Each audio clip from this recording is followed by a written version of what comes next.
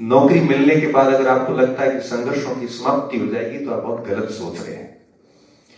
नौकरी लगने के बाद नई चुनौतियां शुरू हो जाती, क्योंकि 17 साल से मैं भी गवर्नमेंट में हूं।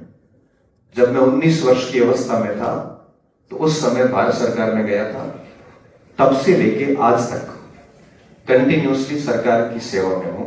और मेरा 17 साल का अनुभव ये है, और मेरे से सीनियर लोग बैठे हैं, इनका भी यही अनुभव है जैसा मेरा अनुभव है, कि नौकरी लगने के बाद समस्याओं का समापन होना यह सोचना ही मूर्खता है।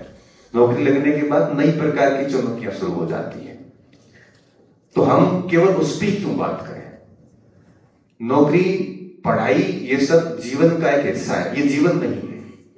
और जब मैं ये पढ़ता हूं कई बार कि कुछ 12वीं क्लास के बच्चों ने सुसाइड कर ली, कि नीट का पेपर रद्द हुआ, 3 बच्चे मर गए, इतना कमजोर हम कब हो गए?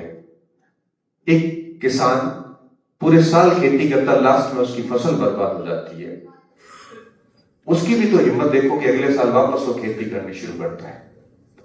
और कई बार 10-10 साल तक अकाल भी पड़े हमारे इस क्षेत्र के अंदर। और अमलानंद घोष ने कहा था कि कालीबंगा में 250 वर्षों तक अकाल पड़ा था। तो उस क्षेत्र से जब हम आते हैं तो एक पेपर रद्द होने के बाद सुसाइड करना, मैं मानता हूं कि सिस्टम की गलती डेफिनेटली थी, बट मरना तो हमारी भी गलती है, क्योंकि वही जीवन थोड़ी है।